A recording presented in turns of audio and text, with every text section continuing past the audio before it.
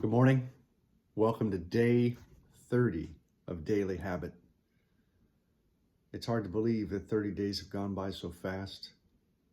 The intent of this process was to make a consistent habit of reading from a book and talking about it and doing that incrementally and discussing it and thinking about it and doing it in the mornings with intent.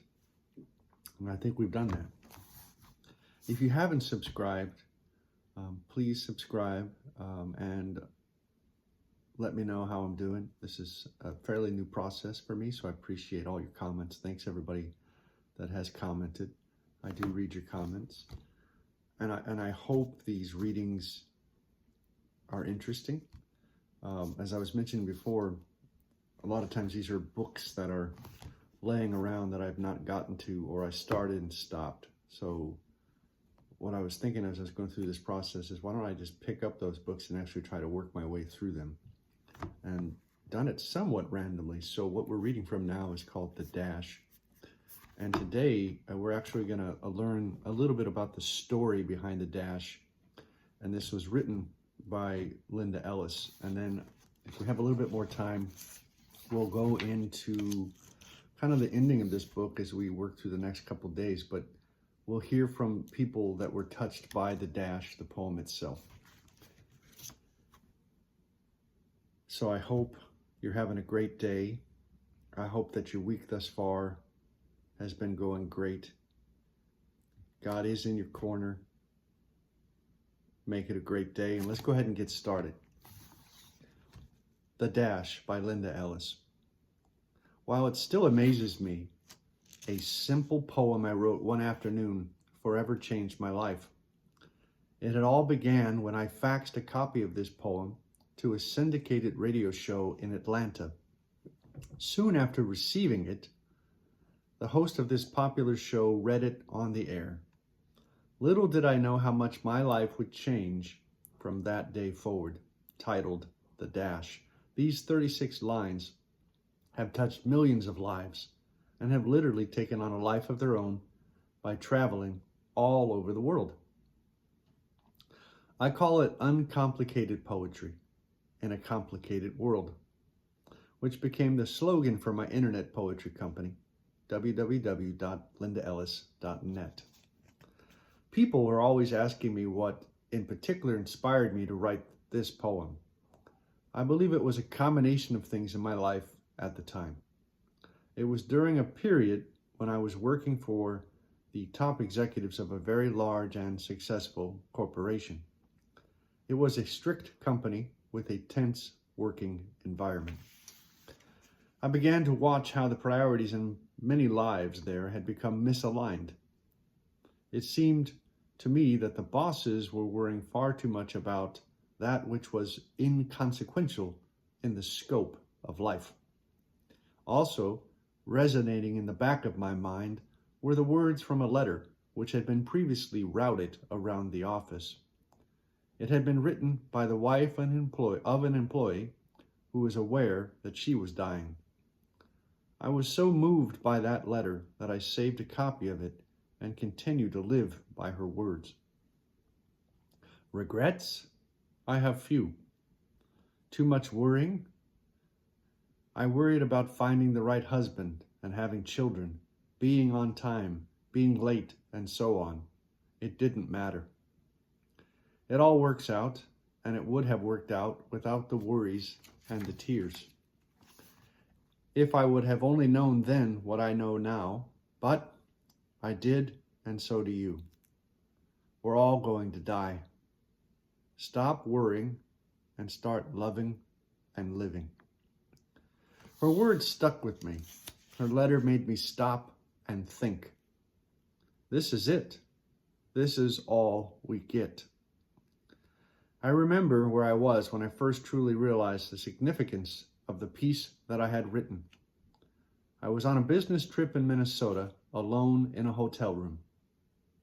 I received an emotional email thanking me for sharing the message of The Dash from a student who had recently heard it as a part of a memorial gathering for the Columbine High School students.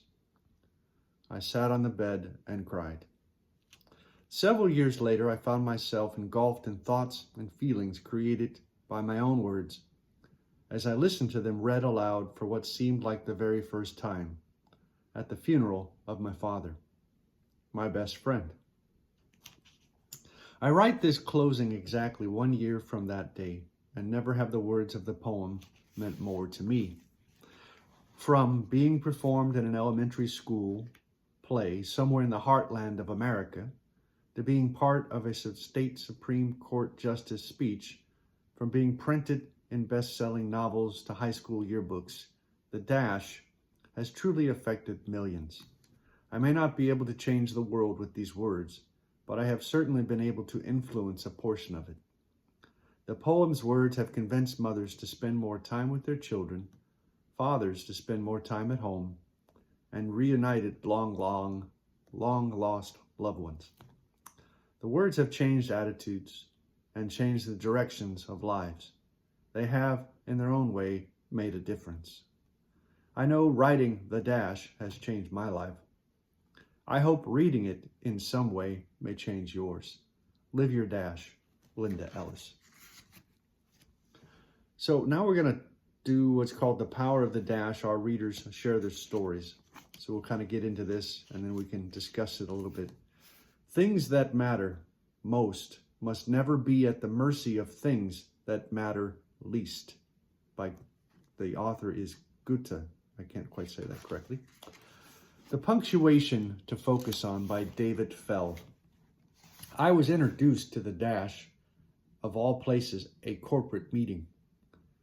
It was meant to be an inspirational coda to a day of sales lectures, business plans, and speakers sending the message of motivation to a room full of more than 200 salespeople. As it stands, the only thing that stood the test of time from that day-long meeting was the inspired prose of this poem. As a man in his 40s who had faced the deaths of his parents and childhood best friend, I had become hardened and less enthusiastic about my own life despite the wonderful blessings of my wife and children. Prior to my introduction to the dash, I had been inwardly focused on that number after the dash. To be honest, the dash was just a punctuation, nothing more. Outwardly, I would talk the talk of focusing on the good times when the subject of my parents or my best bud Bob was mentioned. But inwardly, I was still lamenting about what could have been. I thought about the fact that my dad never got to see his only child marry and have two beautiful, smart, and caring grandchildren who he could have told about his years in India in World War II, or with whom he could have shared his kind and loving humor. My mom would be unable to see her little granddaughter move up the ranks in gymnastics. Most of all, I pitied the date of 1990 on Bob's tombstone. Bob was ravaged by cancer, dying at the tender age of 25. We were buds since first grade with big plans. College was over, careers were looming, life was starting. But all that halted, and I was devastated, wondering what could have been. At the conference, when our managing director said that he wanted to share a poem that meant a lot to him, I began to think, okay, let's get on with it. I have at least an hour and 10-minute commute home. My mind was focused on the drive and the curiosity if the weather was clear. He mentioned the title, The Dash, and something inside said, listen, focus. Those words rained on me like a wave of redemption. I listened intently. I was inspired. I was relieved of pity. I was happy. I understood. I was enlightened. The dash clarified what I was missing, the honor and privilege of the gift I had, not the trauma of what I had lost.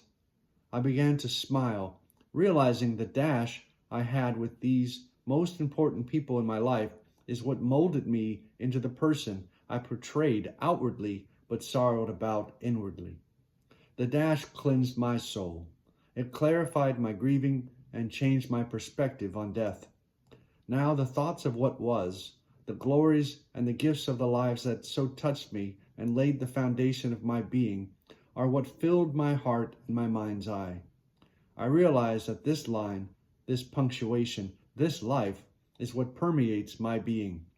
The numbers on either side are just mile markers. It is the dash that I concentrate on.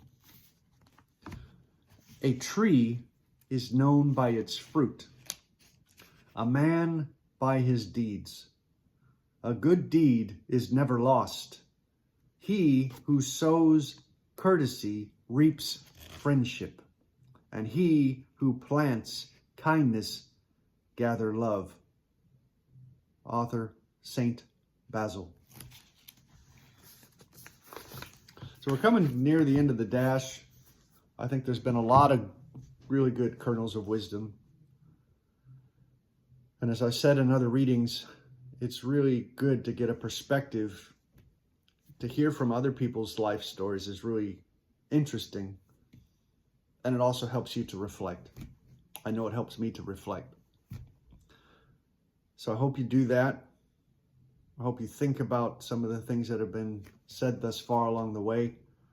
I think there's a lot of powerful words, a lot of powerful messages, a lot of things to really consider. Some of it you're probably already doing. That's great. Some of it, some things to think about, maybe make some adjustments. Change is something that takes time. We're at our 30th day of Daily Habit. Thanks so much for tuning in. If you haven't already, please subscribe. I appreciate it. And again, I hope you have a great day. Make it a great day. And we'll be finishing up the dash probably tomorrow. And then if you have some ideas about books, let me know. But I'll probably begin randomly kind of picking out something and dusting off the cover, and we'll see what we get. All right, everybody. God bless. Have a wonderful day. See you tomorrow.